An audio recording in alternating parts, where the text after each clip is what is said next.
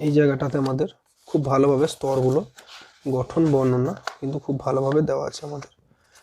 এইখানে তোমরা যদি দেখতে চাও, দেখো প্রথমে বায়ুমণ্ডলের সব থেকে প্রথমে যে স্তরটা আছে তার নাম ট্রপোস্ফিয়ার, তার উপরে যে স্তরটা আছে স্ট্র্যাটোস্ফিয়ার, তার উপরে মেসোস্ফিয়ার, তার উপরে থার্মোস্ফিয়ার, তার উপরে এক্সোস্ফিয়ার, তার উপরে ম্যাগনেটোস্ফিয়ার। তো পৃথিবীর বায়ুমণ্ডলের ওপরেই ভূপৃষ্ঠের উপরে যে সব থেকে কাছের স্তরটা তার নাম হচ্ছে ট্রপোস্ফিয়ার। ট্রপোস্ফিয়ার স্তরটা ভূপৃষ্ঠের সব থেকে কাছের স্তর এবং ট্রপোস্ফিয়ার স্তরের ঠিক ঊর্ধ্বভাগটার নাম হচ্ছে ট্রোপোপজ।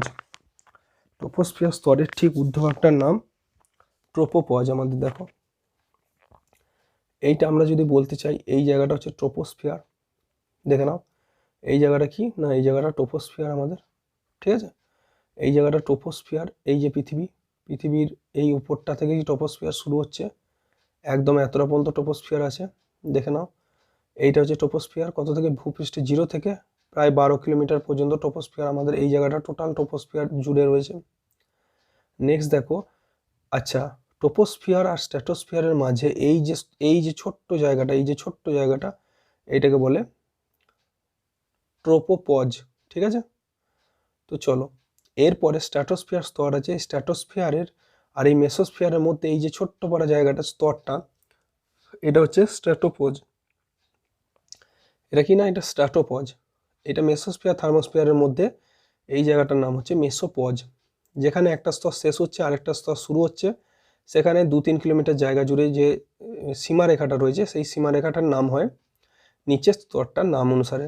যেমন ট্রোপোস্ফিয়ার আর স্ট্র্যাটোস্ফিয়ারের মধ্যে যে এই যে সীমারেখাটা, এই সীমারেখাটার নাম হয় নিচের স্তরটা অনুসারে ট্রোপোপজ, হলো। স্ট্র্যাটোস্ফিয়ার আর মেসোস্ফিয়ারের মধ্যে যে সীমারেখাটা, এই সীমারেখাটার নাম হয় নিচের স্তরটা অনুযায়ী স্ট্র্যাটোপজ। মেসোস্ফিয়ার থার্মোস্ফিয়ারের মধ্যে যে এই যে সীমারেখাটা, এইটার নাম হয় মেসোপজ। ওকে, তো মেসোপজের উষ্ণতা খুব পরে পরীক্ষায় খুব ইম্পর্টেন্ট, এটা হচ্ছে -92 বা -93 ডিগ্রি সেন্টিগ্রেড।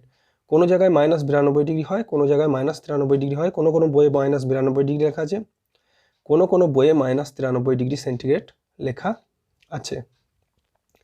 তোমরা গুগল করে উইকিপিডিয়া থেকে দেখবে, যেটা পাবে সেটাই লিখবে পরীক্ষার খাতায়। ওকে, তো চলো এবার দেখো স্ট্র্যাটোস্ফিয়ারের এই ঊর্ধ্বভাগের এই জায়গাটায় এখানে ওজোন স্তর থাকে। তাহলে ওজোন স্তর বায়ুমণ্ডলের কোন স্তরে থাকে না, স্ট্র্যাটোস্ফিয়ার।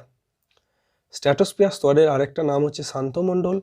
ট্রোপোস্ফিয়ার স্তরটা হচ্ছে বায়ুমণ্ডলের সব থেকে ঝড় ঝঞ্ঝা, বৃষ্টিপাত, জল, ধূলিকণা এসব দেখা যায় ট্রোপোস্ফিয়ার স্তরের মধ্যে। ট্রোপোস্ফিয়ার স্তরে ঝড় ঝঞ্ঝা হয় বলে ট্রোপোস্ফিয়ারকে ক্ষুব্ধ মণ্ডল বলে। হয়েছে, তাহলে পৃথিবীর ভূপৃষ্ঠের সব থেকে কাছে আছে ট্রোপোস্ফিয়ার, 0 থেকে 12 কিলোমিটারের মধ্যে। 12 কিলোমিটারের উপর থেকে এই 50 কিলোমিটার পর্যন্ত স্ট্র্যাটোস্ফিয়ার, তারপরে 50 থেকে 80 কিলোমিটারের মধ্যে মেসোস্ফিয়ার, 80 থেকে 500 কিলোমিটার মধ্যে থার্মোস্ফিয়ার, 500 থেকে 750 কিলোমিটার মধ্যে এক্সোস্ফিয়ার, অ্যান্ড 750 থেকে 10,000 কিলোমিটার মধ্যে ম্যাগনেটোস্ফিয়ার আমাদের অবস্থিত। তো দেখো সব থেকে শীতলতম স্তর কিন্তু এখানে মেসোস্ফিয়ার। ওকে, সব থেকে শীতলতম স্তর মেসোস্ফিয়ার, গরম স্তর বললে এক্সোস্ফিয়ার বলতে পারো। ওকে, থার্মোস্ফিয়ার স্তর, এই স্তরগুলো সম্পর্কে এবার ডিটেলস আমাদের জানতে হবে। এটা কিন্তু উষ্ণতার ভিত্তিতে, দেখো উষ্ণতার ভিত্তিতে বায়ুমণ্ডলের যে স্তরের যে ভাগ করা হয়েছে সেটা লেখা আছে, এটা কিন্তু উষ্ণতার ভিত্তিতে। আরেকটা রাসায়নিক গঠন অনুসারে বায়ুমণ্ডলে ভাগ আছে। তো এটা উষ্ণতার ভিত্তিতে বায়ুমণ্ডল স্তর বিন্যাস। যদি পরীক্ষায় বড় কোশ্চেন পড়ে যে উষ্ণতার ভিত্তিতে বায়ুমণ্ডল স্তর বিন্যাস করো, তখন আমরা এই স্তরগুলোর নাম লিখে দেবো। ওকে, চলো আমরা এবার ফার্স্টে আসি, প্রথম পাতায় আসি আমরা। দেখো প্রথম পাতায় কি বলছে, প্রথম পাতায় আমাদের কি বলতে চাইছে, প্রথম পাতায় আমাদের যেটা বলছে, আমাদের চারপাশের জগৎটাই পরিবেশ। আমাদের চারপাশে পরিবেশ আছে, আমাদের চারপাশে একদিকে যেমন নানা জীবজ উপাদান, উদ্ভিদ, প্রাণী, অণুজীব ইত্যাদি আছে। উদ্ভিদ আছে মানে গাছগাছালি, বিভিন্ন রকম গাছ আছে। প্রাণী মানে মানুষ ছাড়াও হাতি, ঘোড়া, ছাগল, বেড়াল সবই প্রাণী। আচ্ছা, বাঘ, সিংহ সবই প্রাণী। অণুজীব বলতে কি, ভাইরাস, ছত্রাক, ব্যাকটেরিয়া, এগুলো অণুজীব, এগুলো সবই আছে চারিপাশে। সেগুলো নিয়ে জীবজ পরিবেশ গড়ে উঠেছে, মানে জীবদের পরিবেশ গড়ে উঠেছে। সেরকম নানান অজীবজ উপাদানও আছে। অজীবজ মানে যাদের প্রাণ নেই, সেরকম ধরনের উপাদানও আছে, যেমন মাটি, খনিজ লবণ, বাতাস, জল, এগুলো কোনো প্রাণ নেই, এইগুলোও আছে। এইগুলো নিয়ে গড়ে উঠেছে, সব মিলিয়ে গড়ে উঠেছে জড় পরিবেশ। আর জীব নিয়ে গড়ে উঠেছে জীব পরিবেশ। ঠিক আছে, পরিবেশ বলতে বোঝায়, পরিবেশ বলতে কি বুঝি না, পারিপার্শ্বিক অঞ্চল সমূহের আশেপাশের যে অঞ্চলগুলো আছে সেগুলোর বাহ্যিক অবস্থা, মানে তাদের বাইরের যে অবস্থাটা, উদ্ভিদ প্রাণীর বৃদ্ধি, উন্নয়ন, বৃদ্ধি মানে বড় হওয়া, উদ্ভিদ এবং প্রাণীর বড় হওয়া, উন্নয়ন মানে উন্নতি হওয়া, এবং প্রজননে প্রভাব বিস্তার করা। প্রজনন মানে জনন, মানে একটা জীব থেকে আরেকটা জীব সৃষ্টি হওয়া। এক কথায় পরিবেশ হলো সেই উপাদান সমূহের সমষ্টি যা কি জীবের অস্তিত্ব রক্ষা করে। পরিবেশ হলো উপাদান সমূহের সমষ্টি যা জীবের অস্তিত্ব রক্ষা করে। পরিবেশ বিভিন্ন উপাদানের সমষ্টি, মানে বিভিন্ন উপাদান এক জায়গায় আছে।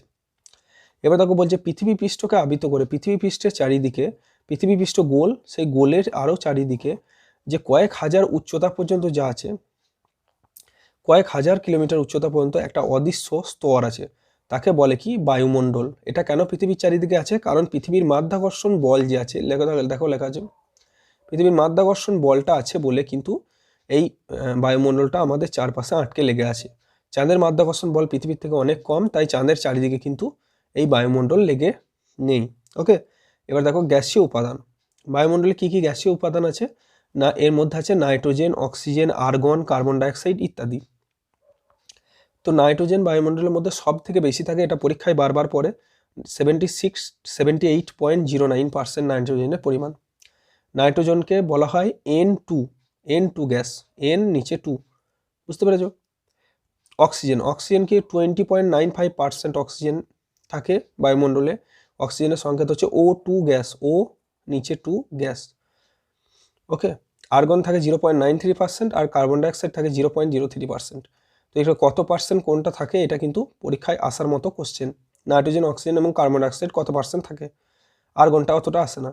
আচ্ছা, বায়ুমণ্ডলের একটা নিষ্ক্রিয় গ্যাস হলো আর্গন। এখান থেকে আমরা বুঝতে পারছি নিষ্ক্রিয় গ্যাস মানে যে গ্যাস অন্য কোনো গ্যাসের সঙ্গে বিক্রিয়া করে না, বিক্রিয়া বলতে রাসায়নিক বিক্রিয়া করে না। এছাড়াও আরও অনেক গ্যাস আছে। ঠিক আছে, তো চলো এরপর বলছে জলীয় বাষ্প। বিভিন্ন জলাশয়ের জল বাষ্পে পরিণত হয় এবং বায়ুমণ্ডলে জলীয় বাষ্প গঠন হয়। এবার দেখো কি বলছে, নেক্সট হচ্ছে জলীয় বাষ্প। জলীয় বাষ্প হলো, এরপর বলছে আরও কিছু sulphur dioxide, nitrogen dioxide, carbon monoxide ইত্যাদি থাকে, ইত্যাদি বিভিন্ন রকম গ্যাস আমাদের থাকে। তো দেখো এরপর কি বলছে, উচ্চতা উষ্ণতা অনুসারে বায়ুমণ্ডলের স্তর বিন্যাস। উচ্চতা এবং উষ্ণতা অনুসারে বায়ুমণ্ডলে অনেক স্তর আছে।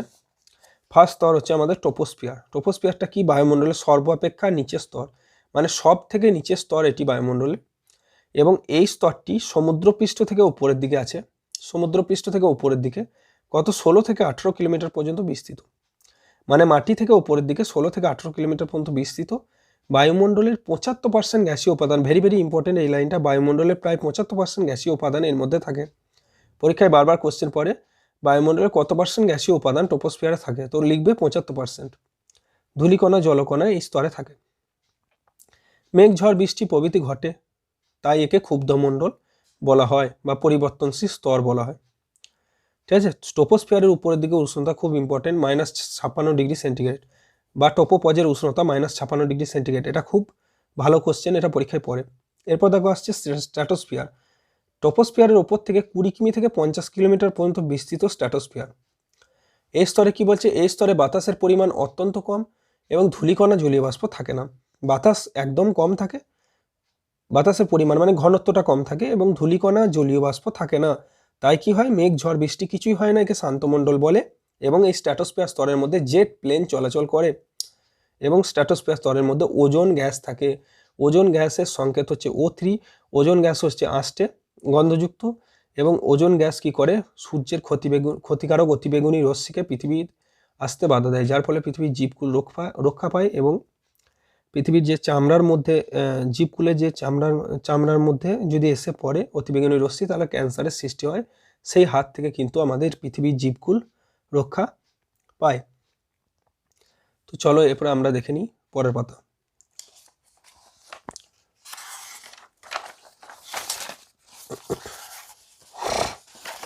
দেখো এবার কি বলছে, এরপরে বলছে দেখো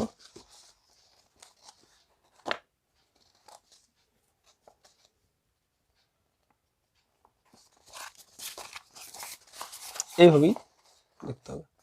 তো চলো, এই স্তরে জেট প্লেনগুলি চলাচল করে, দেখো খুব ভালো করে লেখা আছে, জেট প্লেনগুলি সহজেই চলাচল করে।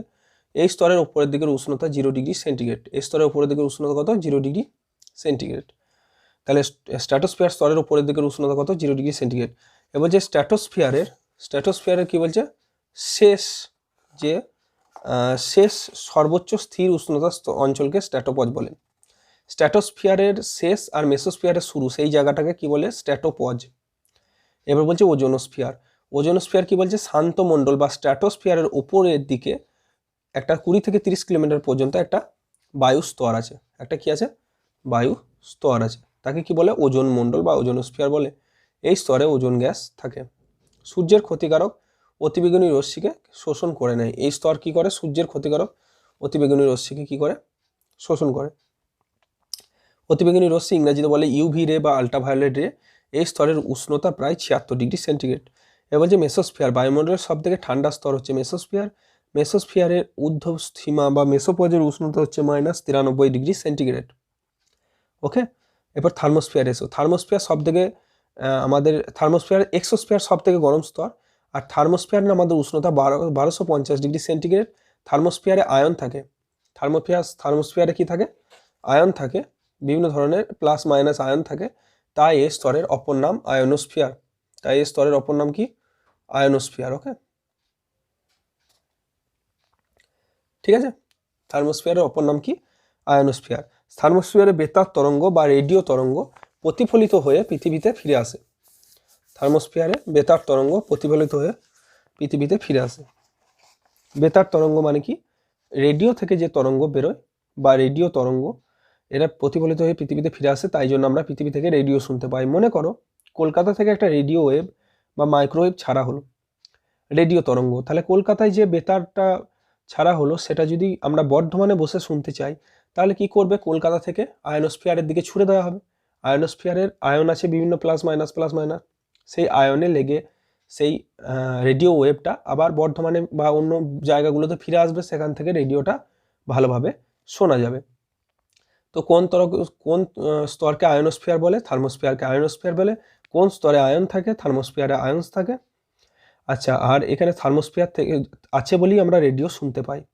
আর এই স্তরে মেরুজ্যোতি দেখা যায়। মেরু প্রদেশে এই স্তরে কি দেখা যায়? মেরুজ্যোতি দেখা যায় বা আরোরা দেখা যায়। আরোরা, মেরুজ্যোতির ইংরেজি নাম হচ্ছে আরোরা। উত্তর মেরুজ্যোতির নাম হচ্ছে, উত্তর মেরুজ্যোতির একটা নাম আছে, দক্ষিণ মেরুজ্যোতির একটা নাম আছে। একটা আরোরা অস্ট্রালিস, একটা আরোরা বেরিয়ালিস। তো এগুলো কোথায় দেখা যায়? এগুলো থার্মোস্ফিয়ার স্তরে দেখা যায়। ঠিক আছে। এরপর বলছে এক্সোস্ফিয়ার। এক্সোস্ফিয়ার কি বলছে? থার্মোস্ফিয়ারের উপরের স্তরকে এক্সোস্ফিয়ার বলে। এক্সোস্ফিয়ারের উষ্ণতা বেশি, অনেক বেশি। আচ্ছা, এই স্তরে হিলিয়াম আর হাইড্রোজেন দেখা যায়। এই স্তরে হিলিয়াম আর হাইড্রোজেন দেখা যায়। আচ্ছা, আর তুমি আরেকটা জিনিস মনে রাখবে যে এক্সোস্ফিয়ার স্তরে কিন্তু কৃত্রিম উপগ্রহ আর মহাকাশ স্টেশন আছে। ওকে, এটা খুব ইম্পর্টেন্ট কোশ্চেন। এরপর আছে, এটা এই বইয়ে নাই, অন্য কোনো বইয়ে আছে। ঠিক আছে। ভৌতবিজ্ঞানের টোটাল 6টা বই। আমি যে বইটা থেকে পড়াচ্ছি সেই বইটা হচ্ছে সাঁতরা কোম্পানির বই। সাঁতরা কোম্পানি, সাঁতরা আছে, প্রান্তিক আছে, ছায়া প্রকাশনী আছে, পারুল আছে, আরও অনেক প্রকাশনী আছে। আমার কাছে এই 4টি বই আছে, আরও অনেক প্রকাশনী আছে।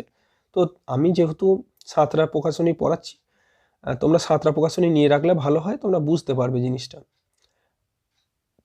তো তোমরা এখান থেকে যদি বুঝতে যাও তাহলে বুঝতে পারবে। তোমরা বাকি সব বই ভালো, কোনো বই খারাপ তা নয়, প্রত্যেকটি বইই ভালো।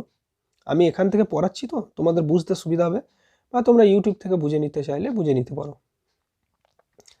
তো চলো, এরপর দেখো ম্যাগনেটোস্ফিয়ার। ম্যাগনেটোস্ফিয়ার হচ্ছে সব থেকে উচ্চতম স্তর বায়ুমণ্ডলের, এবং এরপরে মহাশূন্য আছে, মানে পৃথিবীর বায়ুমণ্ডলের আর কোনো অস্তিত্ব নেই। এই ম্যাগনেটোস্ফিয়ারের ভ্যান অ্যালেন বিকিরণ বলয় দেখা যায়। ভ্যান অ্যালেন বিকিরণ বলয় যদি বলে কোথায় দেখা যায়, তখন বলতে হবে ম্যাগনেটোস্ফিয়ার স্তরে। এই স্তরটিকে ভূচুম্বক বলয়ও বলা হয়। ভূচুম্বক বলয় দেখা যায়। হয়েছে? তো এগুলো হচ্ছে উষ্ণতা ভেদে স্তরগুলি তারতম্য, কোন স্তরের উষ্ণতা কেমন সেইভাবে। ওকে, তো চলো এরপর আমরা এসে যাই, এবার আমরা নেক্সট আসি পরিচলন স্রোত এবং ঝড়। নেক্সট যেটা আমরা আসছি, পরিচলন স্রোত এবং ঝড়। ঠিক আছে, দেখো পরিচলন স্রোত এবং ঝড় জিনিসটা কি। দেখো পরিচলন স্রোত এবং ঝড়, পরিচালন স্রোত এবং ঝড়। কি বলছে? সূর্যরশ্মির তাপের প্রভাবে, সূর্যরশ্মি যখন তাপ দেয় তখন কি হয়? পৃথিবীর স্থলভাগের উষ্ণতা বৃদ্ধি পায়। স্থলভাগের উষ্ণতা কি হয়? বৃদ্ধি পায়। সমুদ্রপৃষ্ঠের উষ্ণতা অপেক্ষা তাড়াতাড়ি বৃদ্ধি পায়, কারণ স্থলভাগের মধ্যে উষ্ণতা অনেক তাড়াতাড়ি বাড়ে, কারণ কঠিন জায়গায় উষ্ণতা খুব তাড়াতাড়ি বাড়ে, এবং স্থলভাগ সূর্যরশ্মি পড়লেই খুব তাড়াতাড়ি উত্তপ্ত হয়ে ওঠে, এবং এর আশেপাশে যে বায়ু আছে সেই বায়ু স্তরগুলো হালকা হয়ে ওপর দিয়ে উঠে যায়। এর ফলে ওই স্থানগুলিতে নিম্নচাপের সৃষ্টি হয়। তখন সমুদ্রপৃষ্ঠ অপেক্ষাকৃত শীত, সমুদ্রপৃষ্ঠের ওপরে, সমুদ্রপৃষ্ঠ তখনও গরম হয়নি, তখন ঠান্ডা আছে, তাহলে তার সংলগ্ন যে বায়ু স্তরগুলো আছে সেগুলোও ঠান্ডা আছে। তাহলে তখন সমুদ্রপৃষ্ঠে সেই ঠান্ডা জায়গার বায়ুটা কি করে? এসে ওই নিম্নচাপযুক্ত স্থলভাগের যে জায়গাটা আছে সেখানে আসে এবং সেই স্থান পূরণ করার চেষ্টা করে। একে সমুদ্র বায়ু বলে। যেহেতু সমুদ্র থেকে স্থলভাগের দিকে আসে, তাই একে সমুদ্র বায়ু বলে। অপরপক্ষে রাত্রে স্থলভাগ সমুদ্রপৃষ্ঠ থেকে দুটো ঠান্ডা হয়। রাত্রের বেলায় কি হয়? বিকালের দিকে কিন্তু সমুদ্র বায়ু দেয়। এবার রাত্রের দিকে কি হয়? সমুদ্রপৃষ্ঠ তাড়াতাড়ি ঠান্ডা হয় না, সমুদ্র তাড়াতাড়ি ঠান্ডা হয় না, কিন্তু স্থলভাগ খুব তাড়াতাড়ি ঠান্ডা হয়ে যায়। তাই স্থলভাগ ঠান্ডা জায়গা থেকে সমুদ্রের গরম জায়গার দিকে কিন্তু একটা বাতাস বয়। যেহেতু স্থলভাগের দিক থেকে বয়, তাই এর নাম কি? স্থলবায়ু। ঠিক আছে। এরপরে এই উষ্ণতা যদি খুব খুব তাড়াতাড়ি বেড়ে যায়, সেক্ষেত্রে তখন ঝড়ের সৃষ্টি হয়। উষ্ণতা যদি আস্তে আস্তে বাড়ে তাহলে কোনো অসুবিধা নেই, তখন মৃদুমন্দ বাতাস প্রবাহিত হয়। আচ্ছা, এরপরে যেটা লেখা আছে আমাদের, দেখো, প্রতি কিলোমিটার উপরে উঠলে বায়ুর উষ্ণতা কত কমে? 6.5 ডিগ্রি সেন্টিগ্রেড হারে কমে যায়। মানে পৃথিবীর পৃষ্ঠ থেকে যদি আমি 1 কিলোমিটার উপর দিকে উঠি, তাহলে বায়ুমণ্ডলের উষ্ণতা 6.5 ডিগ্রি হারে কমে যায়। কোনো কোনো বই আছে 6.4 ডিগ্রি, কোনো কোনো বই আছে 6.5 ডিগ্রি। সুতরাং তোমরা একটু গুগল করে, উইকিপিডিয়া থেকে একটু দেখে নেবে যে কি আছে। ওকে, তো দেখো 3050 মিটার উপরের বায়ুর উষ্ণতা 0 ডিগ্রি সেন্টিগ্রেড। এখান থেকে দেখো ঘুরিয়ে কোশ্চেন তোমাকে দিতে পারে। মনে করো বললো কোনো একটা পাহাড়ের নাম লিখে দিল, গারোখাসি জয়ন্তিয়া পাহাড় দিল মনে করো, এর উচ্চতা 3050 মিটার। এখানে বায়ুর উষ্ণতা কত? এরকমভাবে ঘুরিয়ে নাক দেখাতে পারে, তখন বলতে হবে এরকম, এই 3050 মিটার বললেই তখন বলতে হবে 0 ডিগ্রি সেন্টিগ্রেড উষ্ণতা হবে। আচ্ছা, আর যদি বলে পৃথিবী থেকে 1 কিলোমিটার ওপরে উঠলাম, পৃথিবীতে উষ্ণতা ছিল 24 ডিগ্রি সেন্টিগ্রেড, 1 কিলোমিটার ওপরে উঠলাম, এখন উষ্ণতা কত? তাহলে 24 থেকে 6.5 ডিগ্রি সেন্টিগ্রেড বাদ দিয়ে দিলেই আমাদের যেটা পড়ে থাকবে সেটা উত্তর হবে। তাহলে কত হবে? 17.5 ডিগ্রি সেন্টিগ্রেড উত্তর হবে। এইখান থেকে ঘুরিয়ে কিন্তু অনেক রকম কোশ্চেন দিতে পারে। বললো পৃথিবী পৃষ্ঠ থেকে 3 কিলোমিটার উপরে উঠলাম, তখন বায়ুমণ্ডলের উষ্ণতা কত কমবে? তাহলে 6.5 গণিত 3 যেটা হবে অত কমবে, বায়ুমণ্ডলের উষ্ণতা 19.5 ডিগ্রি সেন্টিগ্রেড কমবে। আবার এটাও বলতে পারে পৃথিবী পৃষ্ঠের উষ্ণতা এখন আছে 30 ডিগ্রি সেন্টিগ্রেড, 3 কিলোমিটার উপরে উঠলে এখন কত ডিগ্রি সেন্টিগ্রেড হবে? তাহলে 30 ডিগ্রি সেন্টিগ্রেড আছে, 3 কিলোমিটার উপরে উঠেছে, মানে 6.5 গণিত 3, তাহলে 19.5 কমবে। তাহলে ছিল 30, কমলো 19.5, তাহলে আর থাকবে কত? 10.5 ডিগ্রি সেন্টিগ্রেড থাকবে। তো চলো, এভারেস্ট বা বিভিন্ন বড় বড় পর্বত চূড়াগুলো কি হয়? সব সময় বরফে ঢাকা থাকে এই কারণের জন্যে। ওকে, আমি সাঁতরার বই থেকে পড়াচ্ছি, সুতরাং তোমরা সাঁতরার বইটা যদি সঙ্গে রাখো ভালো হবে, বা এখান থেকে তোমরা যদি স্ক্রিনশট মেরে পড়ে নিতে পারো তাহলেও কোনো অসুবিধা হবে না। সমস্ত বইই ভালো, কোনো বই খারাপ নয়, যে কোনো বই থেকে তোমরা পড়তে পারো, ভৌতবিজ্ঞান সব বইই ভালো। ওকে, দেখো বায়ুমণ্ডলের স্ট্র্যাটোস্ফিয়ার স্তরে, এরপর কি বলছে? ওজোন স্তরটা দেখো, 20 থেকে 30 কিমি উচ্চতায় অবস্থিত 3টি অক্সিজেন পরমাণু দ্বারা গঠিত ওজোন গ্যাসের স্তর। আগেই বলেছিলাম আমি যে ওজোন গ্যাসের সংকেত হচ্ছে O3। একে বলে ওজোন স্তর, একে বলে ওজোন স্তর বা ওজোনোস্ফিয়ার, একে বলে ওজোন স্তর বা ওজোনোস্ফিয়ার। ওকে, ওজোন স্তর কিভাবে সৃষ্টি হয় দেখো, কি বলছে? বায়ুমণ্ডলের স্ট্র্যাটোস্ফিয়ার বলে একটা স্তর আছে, সেই স্তরে অতিবেগুনি রশ্মির উপস্থিতিতে, অতিবেগুনি রশ্মি ইউভি রে এর উপস্থিতিতে কি হয়? আলোক রাসায়নিক বিক্রিয়ায়, আলোর ফলে রাসায়নিক বিক্রিয়া হয় এবং ওজোন গ্যাসের সৃষ্টি হয় আলো পড়ার ফলে। প্রথমে দ্বিপরমাণুযুক্ত অক্সিজেন অণু, অক্সিজেন অণু 2টি পরমাণুযুক্ত, তাই দ্বিপরমাণু বলছে। অতিবেগুনি রশ্মি পরে অক্সিজেন অণুর ওপর ফোটন কণা, কি অতিবেগুনি রশ্মি কি হচ্ছে? ফোটন কণা আসে সূর্যের আলো থেকে, সেই ফোটন কণার মধ্যে দুটো অতিবেগুনি রশ্মি থেকে, ইউভি বি একটা, ইউভি সি একটা, মানে আলট্রা ভায়োলেট, মানে অতিবেগুনি রশ্মি বি এবং অতিবেগুনি রশ্মি সি। এইটা দ্বারা বিয়োজিত হয়, অতিবেগুনি বি এবং অতিবেগুনি সি দ্বারা বিয়োজিত হয় ওজোন স্তর, এবং অক্সিজেন বিয়োজিত হয়, অক্সিজেন ভেঙে যায়, এবং দেখো কি বলছে, অক্সিজেন অণুটা ভেঙে যায়, ভেঙে গিয়ে কি হচ্ছে, অক্সিজেন পরমাণুতে পরিণত হচ্ছে।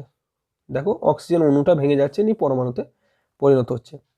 এবার যে দ্বিতীয় ক্ষেত্রে এই অক্সিজেন পরমাণু অনুঘটকের উপস্থিতিতে আর একটা অক্সিজেন অণুর সঙ্গে যুক্ত হয়ে অক্সিজেন এক পরমাণু একটা অক্সিজেন পরমাণু একটা অক্সিজেন অণুর সঙ্গে যুক্ত হয়ে ওজোন গ্যাসের অণু উৎপন্ন করে আর একটু তাপ উৎপন্ন করে। ওকে, দেখো ও পরমাণু, অক্সিজেন পরমাণু প্লাস O2 অক্সিজেন অণু, এটা অনুঘটকের উপস্থিতিতে O3 মানে ওজোন অণু তৈরি হচ্ছে এবং তাপ উৎপন্ন হচ্ছে। ওকে, এর বলছে ওজোন স্তর ধ্বংস কি করে হয়, প্রাকৃতিকভাবে, অটোমেটিক কি করে ওজোন স্তর সৃষ্টি হচ্ছে প্রাকৃতিকভাবেই।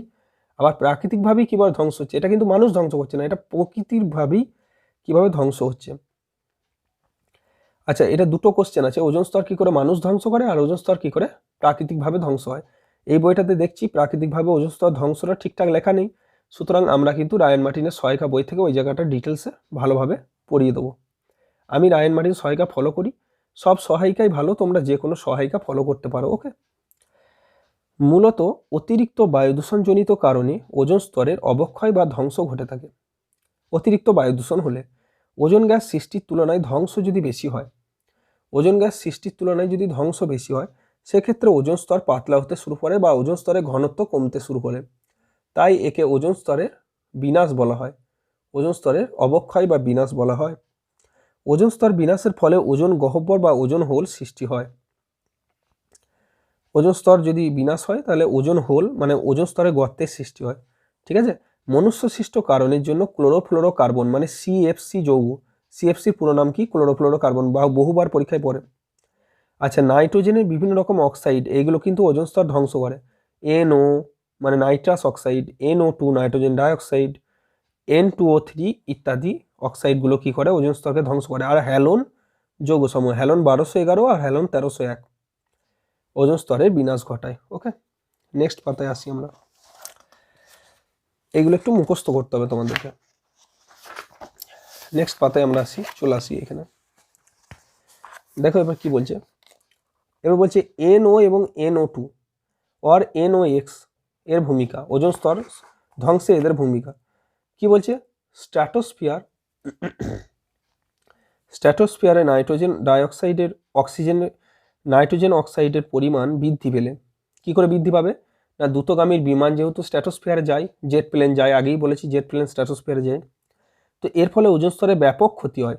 ওজোন অণু NOS এর সঙ্গে বিক্রিয়ায় O2 অণুতে পরিণত হয়। কিভাবে না, NO নাইট্রাস অক্সাইড এর সঙ্গে O3 বিক্রিয়া করছে, দেখো বিক্রিয়া করার পর কি দাঁড়াচ্ছে, NO2 এবং তার সঙ্গে O2,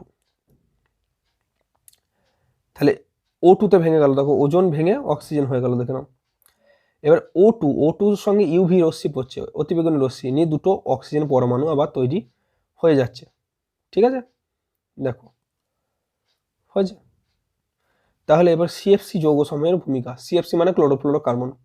CFC কোথা থেকে পাওয়া যায় না, বায়ুতে এরা নিষ্ক্রিয়, বায়ুতে এরা কিন্তু নিষ্ক্রিয়, কিন্তু অদাহ্য এবং অদাহ্য হওয়ায় এদের জৈব দ্রাবক রূপে ব্যবহার করা হয়। কোথায় না, রেফ্রিজারেটর মানে ফ্রিজ, বাতানুকূল যন্ত্র মানে AC, এবং খাদ্যদ্রব্য সংরক্ষণে কাজে ব্যবহার করা হয়। এবার CFC সমূহ স্ট্র্যাটোস্ফিয়ারের ওজোন স্তর ধ্বংসে কাজ করে, ওজোন স্তর ধ্বংসে অনুঘটকের কাজ করে। CFC অনুঘটকের কাজ করে মানে CFC বিক্রিয়ার হারটাকে বাড়িয়ে দেয়। কিভাবে না, অতিবেগুনি রশ্মির প্রভাবে, অতিবেগুনি রশ্মি যদি CFCতে দেওয়া হয়, CFCতে যদি অতিবেগুনি রশ্মি দেওয়া হয় তখন কি হয়, CFCতে অতিবেগুনি রশ্মি যদি দেওয়া হয় তখন CFC কি হয়, বিনষ্ট হয়, CFC বিভাজিত হয়, CFC বিভাজিত হয়। দেখো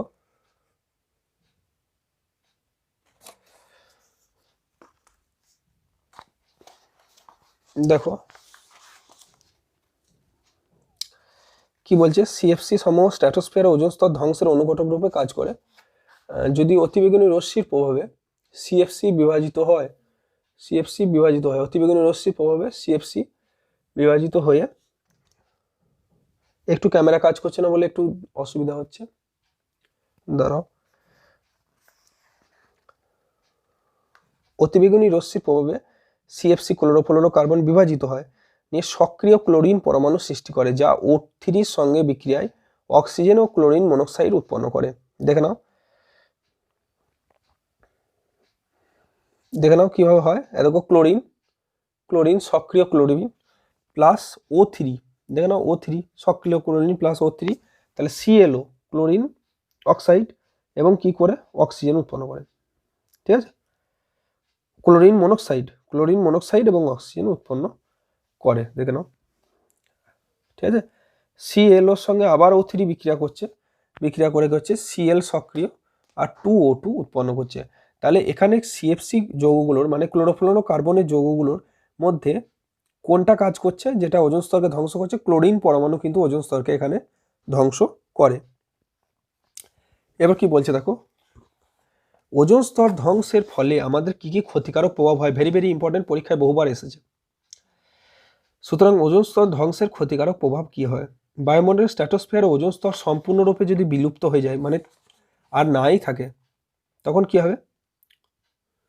বায়ুমণ্ডলের ওজোন স্তর যদি সম্পূর্ণরূপে বিলুপ্তি ঘটে যায়, তখন কি হতে পারে না, অতিবেগুনি রশ্মি ওই স্তরে শোষিত হবে না এবং ভূপৃষ্ঠে পড়বে, ফলে ভূপৃষ্ঠের তাপমাত্রা দিনকে দিন আরও বাড়তে থাকবে। অতিবেগুনি রশ্মি পড়লে ভূপৃষ্ঠের তাপমাত্রা প্রচুর পরিমাণে বাড়বে, মেরু অঞ্চলের বরফ গলে যাবে, মেরু অঞ্চলের বরফ প্রচুর পরিমাণে গলবে এবং সমুদ্র জলতলের উচ্চতা কিন্তু বাড়বে। মেরু অঞ্চলের বরফ গললেই সমুদ্রে সেই জলগুলো মিশবে এবং সমুদ্রতলে জলতলের উচ্চতা বাড়বে। ওজোন স্তর বিনাশের ফলে সূর্যের অতিবেগুনি রশ্মি সরাসরি ভূপৃষ্ঠে এসে পড়বে এবং মানুষের ত্বকে কিন্তু ক্যান্সারের সম্ভাবনা বাড়বে, কারণ অতিবেগুনি রশ্মি ত্বকে পড়লেই ক্যান্সার হবে। মানুষের রোগ প্রতিরোধ ক্ষমতা কমে যাবে। ঠিক আছে, মানুষের যে ইমিউনিটি সিস্টেম, ইমিউনিটি পাওয়ার, সেটা কিন্তু অনেক কমে যাবে। সূর্যের অতিবেগুনি রশ্মি ভূপৃষ্ঠে আপতিত হলে উদ্ভিদের সালোক সংশ্লেষের হার কমবে, শস্য ফলনের হার হ্রাস পাবে, জলাশয়ে জল কমে যাবে। ঠিক আছে, তো এই জিনিসগুলো ঘটবে, এগুলো একটু মুখস্থ করে নেবে তাহলেই হবে। এরপরে বলছে প্রধান গ্রিন হাউস গ্যাসের নাম কি? প্রধান গ্রিন হাউস গ্যাসের নাম কি? Carbon dioxide. প্রধান গ্রিন হাউস গ্যাস কি? Carbon dioxide. প্রধান গ্রিন হাউস গ্যাস খুব ইম্পর্টেন্ট, পরীক্ষায় পড়ে বারবার। দেখো এই যে প্রধান গ্রিন হাউস গ্যাস কি লেখা আছে? Carbon dioxide. দেখো গ্রিন হাউস গ্যাস, বলবে গ্রিন হাউস গ্যাস আবার কি? বেশিরভাগ পাহাড়ের দিকে ঠান্ডা যে জায়গাগুলো আছে, সেখানে পাহাড়ের দিকে 9 মাস বরফে ঢাকা থাকে, 3 মাস একটু বরফ গলে, তো সেই সময় কোনো চাষবাস হয় না। সুতরাং এখানে একটা কাঁচের ঘর তৈরি করা হয় গ্রীষ্মকালে, যেখানে কি হয়, যার মধ্যে ফল সবজি চাষ হয়। কি হয়, কাঁচের ঘরের মধ্যে সূর্যের তাপ ঢুকে তো যেতে পারে কিন্তু বেরোতে পারে না আর, তাই একে গ্রিন হাউস গ্যাস বলে। মানে এর মধ্যে সবুজ শাকসবজি চাষ করা হয়, তাই একে গ্রিন হাউস গ্যাস বলে। গ্রিন হাউস গ্যাস ঘরের মধ্যে কি হয়, গ্রিন হাউস ওই ঘরটার মধ্যে কি হয়, উষ্ণতা বেশি থাকে, তাই সবজি চাষ হয়। এই জন্যে কার্বন ডাইঅক্সাইডকে গ্রিন হাউস গ্যাস বলে, কারণ কার্বন ডাইঅক্সাইডও তাপমাত্রা ধরে রাখে। যেমন কাঁচের ঘর green house gas, green house ঘর যেটা কি করে সূর্যের তাপটাকে ধরে রাখে, সেরকম কার্বন ডাইঅক্সাইডকে বলা হয় গ্রিন হাউস গ্যাস, যে কি করে সূর্যের তাপকে ধরে রাখে। ওকে, তো দেখো বলছে বায়ুমণ্ডলের CO2 ঘনত্ব দিন দিন বাড়ছে, মানে বায়ুমণ্ডলের CO2 বাড়ছে, তার জন্য পৃথিবীর তাপমাত্রা বৃদ্ধি হচ্ছে। একে কি বলে? গ্রিন হাউস এফেক্ট বলে। ওকে, গ্রিন হাউস এফেক্ট বলে। আর সূর্য থেকে পৃথিবীতে যে অবহেলিত রশ্মি আসছে ইনফ্রারেড রে, সেটা কি করছে? সেটাকেই কার্বন ডাইঅক্সাইড ধরে রেখে দিচ্ছে, মহাশূন্যে ফিরতে দিচ্ছে না। নেক্সট দেখো আসছি আমরা গ্লোবাল ওয়ার্মিং। গ্লোবাল ওয়ার্মিং মানে কি? পৃথিবীর গড় উষ্ণতা বৃদ্ধি। পৃথিবীর গড় উষ্ণতাকে কি করে বাড়বে? কিভাবে না, 1850 সাল থেকে 1900 সালের মধ্যে বায়ুমণ্ডলের গড় তাপমাত্রা কতটা বেড়েছে? 0.5 ডিগ্রি সেন্টিগ্রেড। তার মানে 50 বছরে গড় তাপমাত্রা কত বেড়েছে? 0.5 ডিগ্রি সেন্টিগ্রেড। তাহলে যদি বলে 50 বছরে গ্রিন হাউস গ্যাসের প্রভাবে বায়ুমণ্ডলের তাপমাত্রা কত বেড়েছে, উত্তর হবে 0.5 ডিগ্রি সেন্টিগ্রেড। বহুবার পরীক্ষার পড়েছে। আচ্ছা, 1900 থেকে 2000 সালের মধ্যে পৃথিবীর তাপমাত্রা বেড়েছে 1 ডিগ্রি সেন্টিগ্রেড, মানে 100 বছরে কতটা তাপমাত্রা বাড়ছে? 1 ডিগ্রি সেন্টিগ্রেড। তাহলে 100 বছরে কতটা তাপমাত্রা বাড়ে? 1 ডিগ্রি সেন্টিগ্রেড। যদি বলে 10 বছরে কতটা তাপমাত্রা বাড়ে? 0.1 ডিগ্রি সেন্টিগ্রেড। এগুলো অঙ্কের মাধ্যমে বার করতে হবে। সারা পৃথিবী জুড়ে যে এই উষ্ণতা বাড়ছে তাকে বলে গ্লোবাল ওয়ার্মিং। হয়েছে? পৃথিবীর গড় উষ্ণতা বেড়ে গেলে কি ঘটবে? দেখো গ্লোবাল ওয়ার্মিংয়ের ফলাফল ভেরি ভেরি ইম্পর্টেন্ট, পরীক্ষায় অনেকবার পড়ে। তো পৃথিবীর গড় উষ্ণতা বৃদ্ধি পেলে মেরু অঞ্চলে জমে থাকা বরফ আরও বেশি করে গলবে। তাহলে কি হবে? সমুদ্রের জলস্ফীতি ঘটবে, বরফ গলা জল সমুদ্রে যুক্ত হয়ে সমুদ্রের জলের উচ্চতা বৃদ্ধি করবে। সমুদ্রপৃষ্ঠে জলতল বাড়ার জন্য উপকূলে নিচু জমিগুলি জলমগ্ন হবে। ভারত, বাংলাদেশ, মালদ্বীপ এইসব দেশগুলোর কিছু অংশ ডুবে যাবে। সেখানে যারা মানুষ আছে তারা ক্ষতিগ্রস্ত হবে। সেখানে কোনো জমি জায়গা থাকলে তার ফসল ডুবে যাবে। উষ্ণতা বৃদ্ধির ফলে দাবানলের দ্বারা বনভূমি নষ্ট হবে। প্রচুর উষ্ণতা যদি বাড়ে কোনো জায়গায় কী হবে, প্রচুর জল ঢুকে বন্যার সৃষ্টি হবে। আবার কোনো জায়গায় উষ্ণতা বাড়বে, সেখানে খরার সৃষ্টি হবে, তাই না? আবার প্রচুর উষ্ণতা বাড়লে নিরক্ষীয় অরণ্যগুলোতে প্রচুর দাবানল সৃষ্টি হবে, গাছে গাছে ঘষা লেগে সেখানে প্রচুর বনভূমি নষ্ট হবে। ওকে, এরপর দেখো বলছে গ্রিন হাউস গ্যাস নির্গমন হ্রাস করব, মানে গ্রিন হাউস গ্যাসকে কমাবো। কীভাবে কমাবো না, জীবাশ্ম জ্বালানির ব্যবহার কমালে। জীবাশ্ম জ্বালানি মানে কি, মাটির তলা থেকে আমরা যে খুঁড়ে যে জ্বালানিগুলো পাই, যেমন কয়লা, পেট্রোলিয়াম, যেগুলো কি জীব থেকে তৈরি হয়। উদ্ভিদ দেহ থেকে কয়লা তৈরি হয় আর প্রাণী দেহ থেকে পেট্রোলিয়াম তৈরি হয়। অনেক দিন ধরে মাটির তলায় চাপা থাকতে থাকতে চাপে ও তাপে রাসায়নিক পরিবর্তন হয়ে উদ্ভিদ দেহ পরিবর্তিত হয়ে কয়লা এবং প্রাণী দেহ পরিবর্তিত হয়ে খনিজ তেলে পরিণত হয়। এই খনিজ তেলকেই বলা হয় পেট্রোলিয়াম। এই পেট্রোলিয়ামকে পরিশোধন করলে আমরা পেট্রোল, ডিজেল এবং কেরোসিন পাই। পেট্রোল, ডিজেল, কেরোসিন যখন প্রথমে পরিশোধন করে আমরা পেট্রোলিয়াম বা খনিজ তেল থেকে পাই, সেটা প্রথমে দেখতে সাদা রঙের হয়। সেই সাদা রঙের তেলগুলিকে আমরা কিন্তু বিভিন্ন রকমের রং মেশাই যাতে বুঝতে পারি কোনটা পেট্রোল, কোনটা ডিজেল, কোনটা কেরোসিন। তারপরে আমরা সেগুলিকে সরবরাহ করি। নাহলে পেট্রোলের সঙ্গে ডিজেল বা কেরোসিন যদি মিশে যায় তো মুশকিল হয়ে যাবে, কোনটা বোঝা যাবে না যে কোনটা কি তেল। ওকে, তো তার জন্য বিভিন্ন রকম মেশানো হয়। এরোপ্লেনে সাদা ডিজেল ব্যবহার করা হয়। তো চলো এরপর আমরা এখানে আসি। তো এখানে কি করতে হবে, জীবাশ্ম জ্বালানি ব্যবহার কমাতে হবে, মানে কয়লা পেট্রোলের ব্যবহার কমাতে হবে। তাহলে ব্যাটারি চালিত গাড়ি বেশি বার করতে হবে, বা সৌরশক্তি সোলার প্যানেলের গাড়ি বেশি বার করতে হবে। তাহলে CO2 উৎপাদন হ্রাস পাবে। আচ্ছা, অপ্রচলিত শক্তির ব্যবহার বাড়াতে হবে, সৌরশক্তি বা বায়ু শক্তির ব্যবহার বাড়াতে হবে, তাই না? গ্রিন হাউস প্রভাবকে হ্রাস করার জন্য বনভূমি প্রচুর পরিমাণে গাছ লাগাতে হবে, তাই না? বনভূমি সংরক্ষণ করতে হবে, গাছ কেটে যেন না নেয় সেগুলো দেখতে হবে, তাই না? ক্লোরোফ্লোরোকার্বন, CFC জাতীয় পদার্থের ব্যবহারে নিয়ন্ত্রণ আনতে হবে, যেমন হচ্ছে ফ্রিজ, এসি, এইগুলো ব্যবহার হয় বন্ধ করতে হবে, নয় সেখানে যে ফ্লুইডটা ব্যবহার করা হয় সেটাকে কিন্তু চেঞ্জ করার নির্দেশ দিতে হবে, যাতে কি সেখান থেকে CFC গ্যাস না বেরোয়। তো চলো নেক্সট আমরা আসছি জ্বালানি তাপন মূল্য। তাপন মূল্য কাকে বলে? তাপন মূল্য কাকে বলে? তাপন মূল্য কি হচ্ছে, কোনো জ্বালানির একক ভর, মানে 1 গ্রাম বা 1 কেজি ধরো, বা একক আয়তন যদি সম্পূর্ণরূপে দহন করি, মানে জ্বালিয়ে দিই, আগুনে জ্বালিয়ে দিই, তাহলে যে পরিমাণ তাপ শক্তি উৎপন্ন হয় তাকে কি বলছে, ওই জ্বালানির কি বলে, তাপন মূল্য বলে বা ক্যালোরিফিক ভ্যালু বলে। এর CGS একক হচ্ছে ক্যালোরি পার গ্রাম, CGS একক হচ্ছে ক্যালোরি পার গ্রাম, SI একক হচ্ছে কিলোজুল পার কেজি। সব থেকে বেশি তাপন মূল্য হচ্ছে আমাদের হাইড্রোজেন গ্যাসের। সব থেকে বেশি তাপন মূল্য প্রকৃতির মধ্যে আমাদের হাইড্রোজেন গ্যাস, H2 গ্যাসের। আর তারপরেই আমাদের হচ্ছে LPG, তারপরেই সব থেকে বেশি তাপন মূল্য আমাদের LPG, মানে লিকুইফাইড পেট্রোলিয়াম গ্যাস। ওকে, তো জীবাশ্ম জ্বালানিগুলির মধ্যে সব থেকে বেশি তাপন মূল্য কার, না LPG বা লিকুইফাইড পেট্রোলিয়াম গ্যাস। হয়েছে, চলো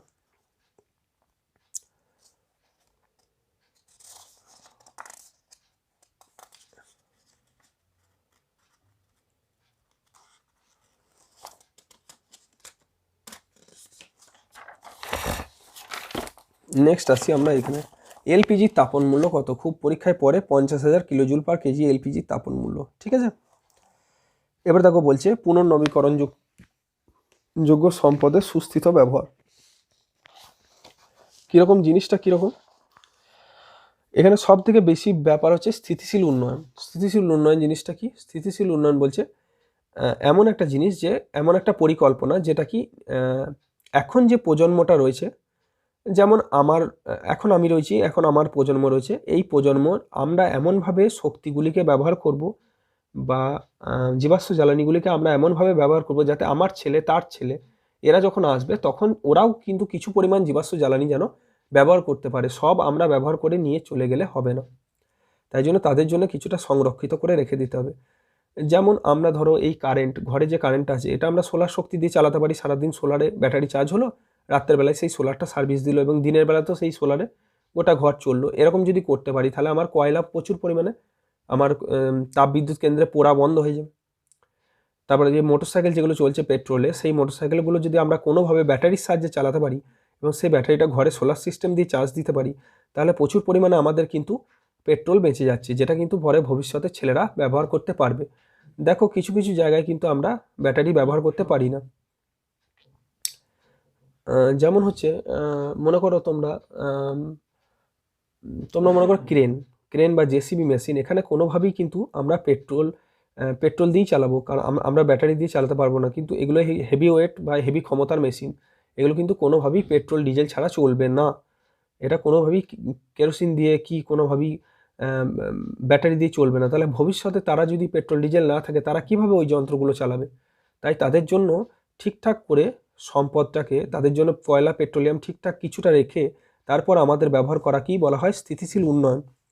এই স্থিতিশীল উন্নয়নে সুস্থায়ী অর্থনীতিটা ঠিক থাকে এবং সমাজ ঠিক থাকে।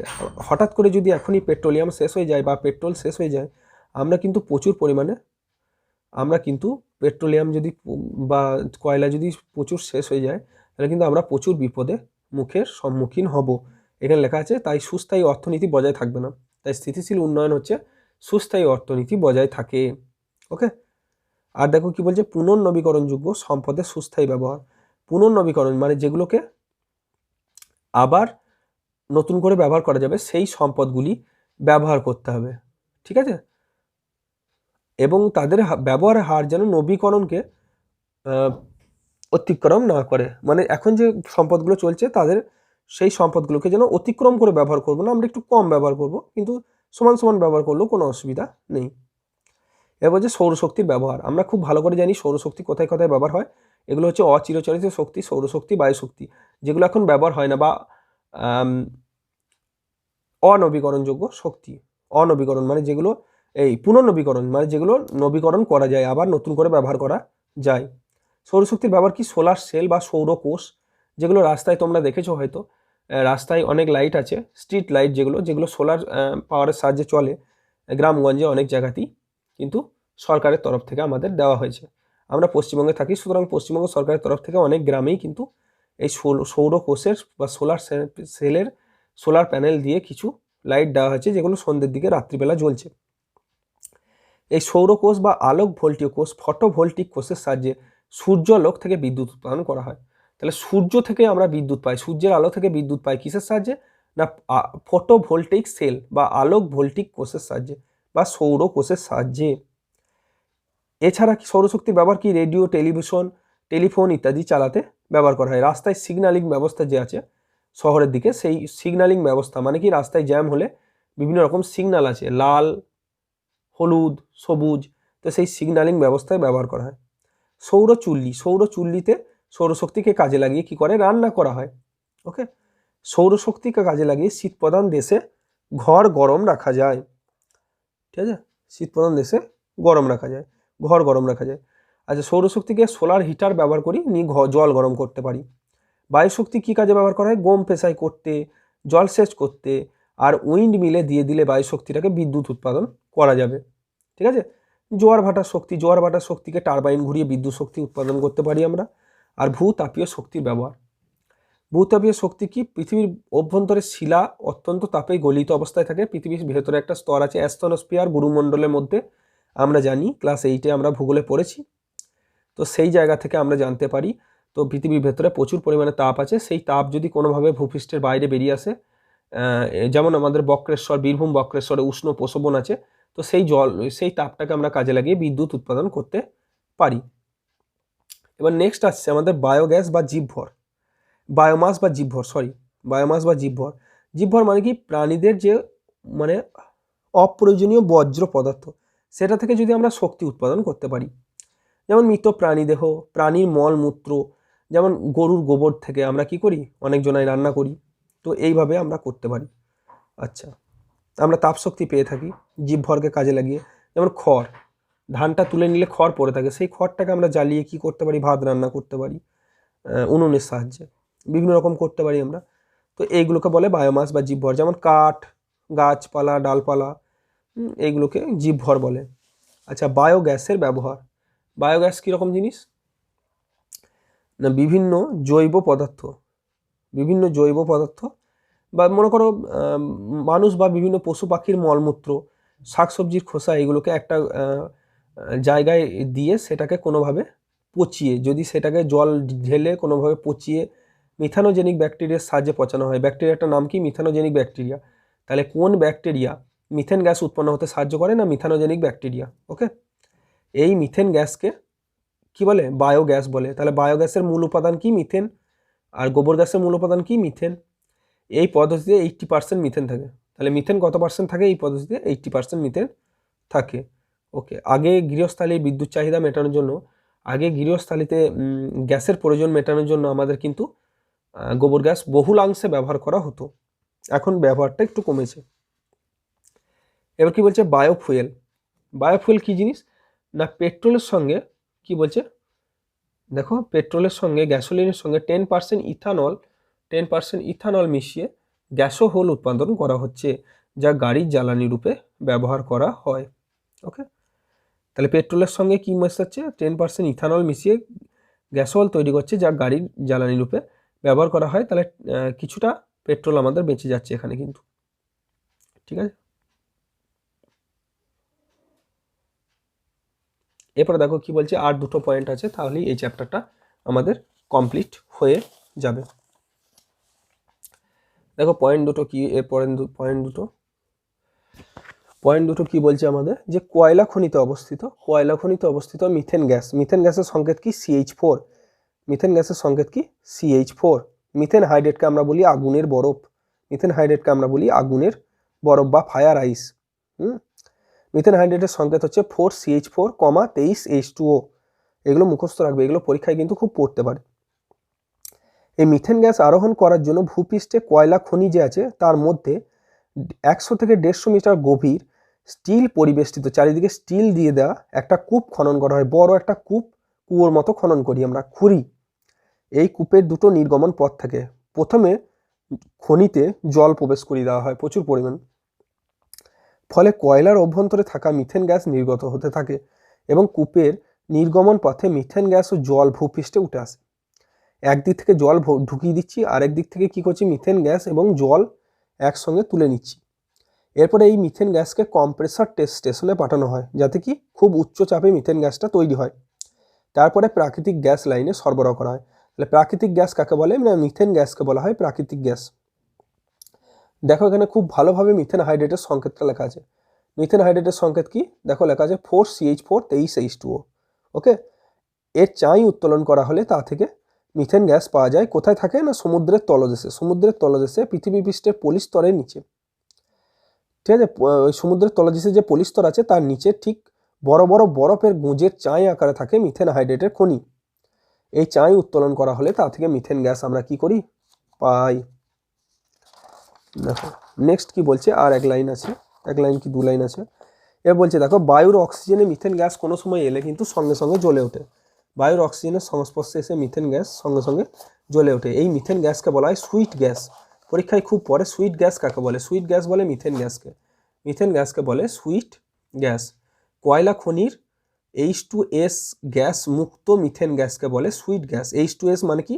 হাইড্রোজেন সালফাইড গ্যাস থাকবে না, এরকম ধরনের মিথেন গ্যাসকে বলা হয় সুইট গ্যাস। ওকে, এরপরে এগুলোকে বিশেষ বায়ু নিরুদ্ধ চেম্বারে সংগ্রহ করা হয়। মানে যে পাত্রে কোনো বায়ু থাকে না সেই পাত্রে সংগ্রহ করা হয়। আর বায়ু থাকলে মিথেন গ্যাস অটোমেটিক জ্বলে যাবে, কোনো গ্যাস লাইট ছাড়াই অটোমেটিক জ্বলে যাবে। তাই একে কি করা হয়? বায়ু নিরুদ্ধ চেম্বারে সংগ্রহ করা হয়।